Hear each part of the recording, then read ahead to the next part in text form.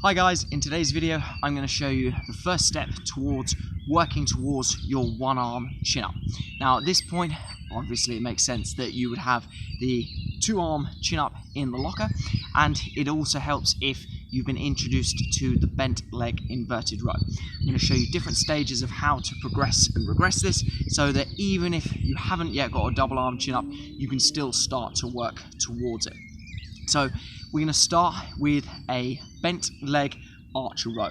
So this is going to be the first step towards letting one of our arms do slightly more work than the other arm. So we're going to set up, we're going to have our rings roughly about hip height. From here, the easy variation to start off with is our bent leg position. So our hips are up nice and tall, and all we're going to do from here is pull until our thumbs are in our armpits. From this position, we're going to let one arm come out long, and we are going to lower ourselves under control on that one side. Now the trick here, as you get stronger, is that this arm here is going to do more and more work, and I can start to take fingers off, or indeed take the whole hand off of one side. The key thing here as well is to make sure that as we lower, if we find ourselves rotating excessively, so my shoulders are starting to lean forward, I need to still take more weight on this non-dominant arm.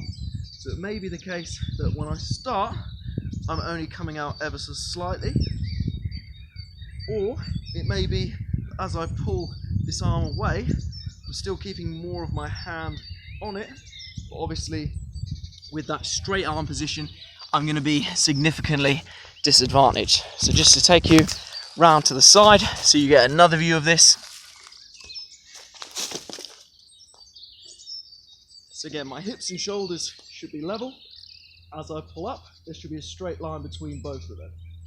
I'm then going to push one arm away from me, making sure that as I lower down, I'm taking most of the weight through that side that is closest to the ring. So for example, if I pull up here, most of the tension is in my right hand as I start to move that ring away from me. Another thing you can do is apply accommodating resistance. So what this means is that rather than making each portion of the movement equally difficult, you can, for example, start to change that during the repetition itself. So, for example, as I move one hand away from me, when the arm is completely long, I might have my whole hand wrapped around it, but then as I bring it closer where I can provide more assistance, I might only keep one or two fingers on it. So just to show you what that looks like, as an example, I'm going to bring my chest or bury my thumbs into my armpits so both hands are fully on the ring. As I take it further out, so here, although my whole hand is on it, you can see that there's not much pressure onto it. As I find that I might start to struggle, then I can put more fingers on the ring. But what determines that is my strength levels at various portions of the movement.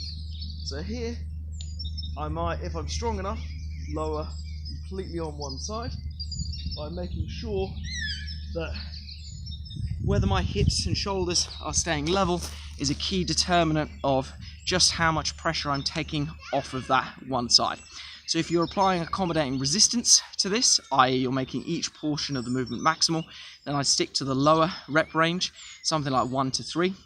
If you're not doing this, however, which is probably what I would recommend because you're going to use this to get volume, then I'd stick to 8 to 12 reps either side. I'd also recommend that you are using your weaker side first. So for example, if you were doing 3 sets of 8 on each arm and your left side is the weaker arm, then you're going to do a set of 8 on your left arm, rest a bit, set of 8 again on the left arm, rest a bit, set of 8 again on the left arm, rest a bit, before going on to your right arm. Doing it in this way, assuming your left arm is weaker, is going to mean that your stronger arm is slightly more fatigued, but because it's your stronger arm, it effectively can be one way to mitigate or lessen the left to right imbalances that you might have. Of course, if you find that your left side's more dominant, then you simply swap this round. That is the bent leg archer ring row. And again, another way of progressing this is to perform the same movement but straighten the legs, or indeed, if you're getting even stronger, perform the same movement but elevate your straight legs. That is the first step towards working towards your one-arm chin-up.